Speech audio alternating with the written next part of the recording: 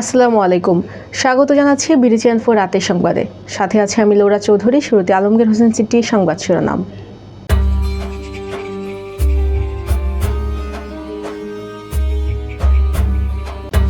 হাম ও উপসর্গে আরও 17 শিশু মৃত্যু।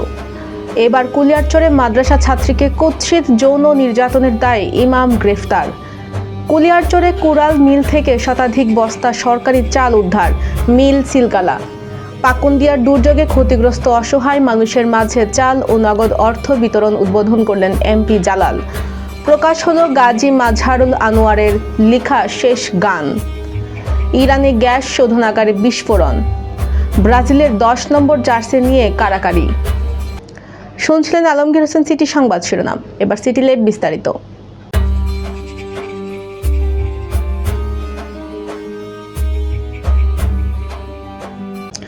গত 24 ঘন্টায় হাম ও হামের উপসর্গ নিয়ে দেশে আরও 17 শিশু মৃত্যু হয়েছে।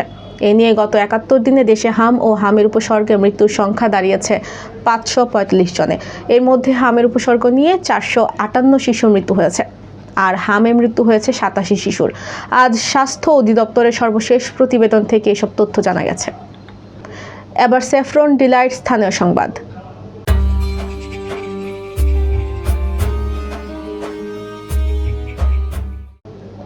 কিশোরগঞ্জের কুলিয়ারচরে 7 বছর বয়সী এক এতিম অবুঝ প্রতিবন্ধী মাদ্রাসা ছাত্রীকে কুৎসিত যৌন নির্যাতনের অভিযোগে এক মসজিদের ইমামকে আটক করে পুলিশে সোপর্দ করেছে জনতা। আটক ইমাম মোহাম্মদ মাহবুব ওরফে মাহবুবুল্লাহ নেত্রকোনা জেলার পূর্ব ধলা থানার খলিশাপুর গ্রামের মৃত শাহিদ আলীর ছেলে। কিশোরগঞ্জের কুলিয়ারচর উপজেলায় একটি কুড়াল মিলে শতাধিক বস্তা ভর্তি সরকারি চাল উদ্ধারের ঘটনায় এলাকায় ব্যাপক চাঞ্চল্যের সৃষ্টি হয়েছে। গতকাল সন্ধ্যায় পৌর শহরের খড়কমারা এলাকায় রেল লাইনের পশ্চিম পাশে অবস্থিত জিল্লু মিয়ার কুড়াল মিলে অভিযান চালিয়ে এসব চাল উদ্ধার করা হয়। কিশোরগঞ্জের পাকুন্দিয়া উপজেলায় বিভিন্ন প্রাকৃতিক দুর্যোগে ক্ষতিগ্রস্ত দুস্থ ও অসহায় মানুষের মাঝে মানবিক সহায়তা হিসেবে বিনামূল্যে চাল ও নগদ অর্থ বিতরণ করেছেন কিশোরগঞ্জ 2 আসনের সংসদ সদস্য অ্যাডভোকেট জালাল উদ্দিন। আজ সকাল 11টার দিকে পাকুন্দিয়া উপজেলা পরিষদ সম্মেলন কক্ষে উপজেলা প্রশাসনের আয়োজনে এই সহায়তা বিতরণ করা হয়। এবার বেলিফুল ক্যাফে অ্যান্ড রেস্টুরেন্ট বিনোদন সংবাদ।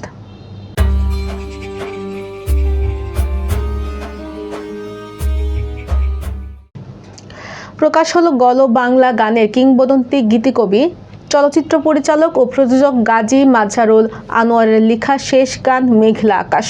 তারই সুযোগ্য কন্যা দিঠি আনোয়ার ও চলতি প্রজন্মের কণ্ঠশিল্পী অপু আমান গেয়েছেন গানটি। গতকাল রাজধানীর তেজগাঁয়ে অবস্থিত ক্রিমসন কাপ এ অনুষ্ঠিত হয় গানটির প্রকাশনা অনুষ্ঠান। এবার জীবনদীপ হেলথ সেন্টার আন্তর্জাতিক খবর।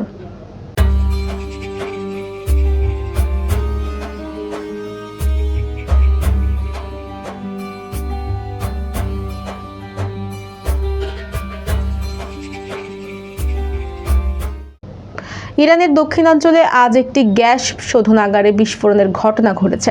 এতে অন্তত 3 জন আহত হয়েছেন। দেশটির সাউথ পার্স গ্যাস কমপ্লেক্সের একজন মুখপাত্র এই তথ্য নিশ্চিত করেছেন। খবর ইরান ইন্টারন্যাশনালের। ওই কর্মকর্তা জানান, যুদ্ধের কারণেই ক্ষতিগ্রস্ত গ্যাস শোধনাগারে ধ্বংসাবশেষ পরিষ্কার কাজ চলছিল, তখনই এই বিস্ফোরণ হয়েছে। এবার জাপান এডুকেশনাল বিডি খেলার খবর।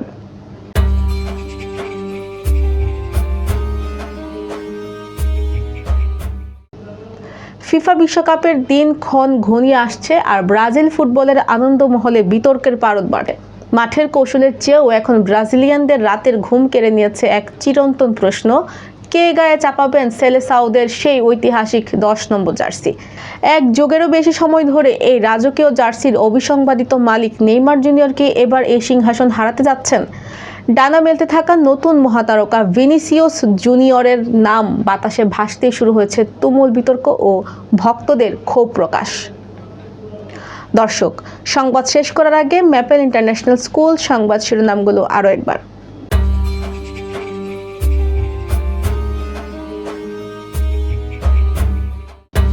হাম ও উপসর্গে আরও 17 শিশু মৃত্যু। এবার কুলিয়ারচরে মাদ্রাসা ছাত্রীকে কুৎসিত যৌন নির্যাতনের দায়ে ইমাম গ্রেফতার। কুলিয়ারচরে কুড়াল মিল থেকে শতাধিক বস্তা সরকারি চাল উদ্ধার, মিল সিলগালা। পাকুন্দিয়ার দুর্যোগে ক্ষতিগ্রস্ত অসহায় মানুষের মাঝে চাল ও নগদ অর্থ বিতরণ উদ্বোধন করলেন এমপি জালাল। প্রকাশ হলো গাজী মাজহারুল আনোয়ারের লেখা শেষ গান। ইরানে গ্যাস শোধনাগারে বিস্ফোরণ। ব্রাজিলের 10 নম্বর জার্সি নিয়ে কারাকারি। প্রিয় দর্শক, এই ছিল বিডি চ্যানেল 4 রাতের সংবাদ। সবাইকে পরবর্তী সংবাদ দেখার আমন্ত্রণ জানিয়ে আজকের মতো এখানেই বিদায় নিচ্ছি। সবাই ভালো থাকবেন, সুস্থ থাকবেন এবং নিত্য নতুন সংবাদ পেতে বিডি চ্যানেল 4 ফেসবুক পেজ ও ইউটিউব চ্যানেলের সাথেই থাকুন। আল্লাহ হাফেজ, শুভরাত্রি।